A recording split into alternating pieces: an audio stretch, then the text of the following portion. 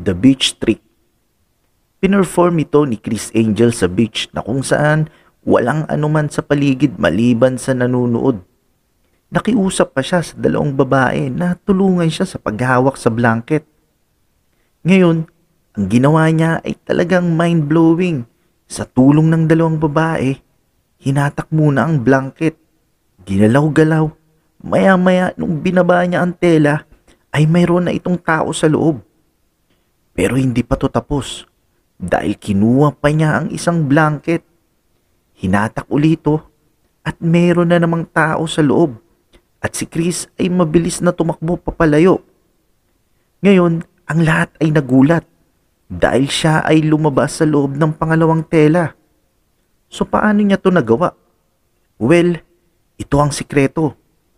Siguro ang iba sa inyo iniisip na may trapdoor sa ilalim ng buhangin. Pero since ito ay trick ng isang Chris Angel, hindi yun ang sikreto na madaling matuklasan. Kaya't medyo kakaiba ito. Maaari nating ipagpalagay na ang dalawang blanket ay talagang kasama sa trick or otherwise, sinong nagdala ng blanket sa beach? So ganito niya pinerform ang trick na ito. Sa simula, makikita mo ang beach background. Pero nung simula nung hatake ng blanket, ang camera ay nag-iba ng posisyon pababa na kung saan hindi makikita kung ano ang nangyayari sa likod. Habang nangyayari ito, ang assistant niyang babae ay nagtatago sa bandang likuran. Mabilis itong tatakbo sa likod ni Chris at papasok sa loob ng blanket. Ngayon, alam mo na, nung habang ginagawang pagtakbo ng babae, ay natatakpan nito ng blanket. Ngayon, doon naman tayo sa trick ni Chris sa pangalawang tela.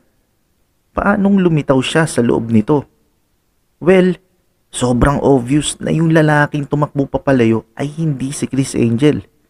Dahil itong lalaki ay isa rin sa assistant na nagtatago din sa likuran katulad ng isang babae sa first part. At ito ay nakabihis na katulad sa suot ni Chris. Nung itinaas na ang pangalawang blanket, during this very moment, palihim niya itong pinalitan.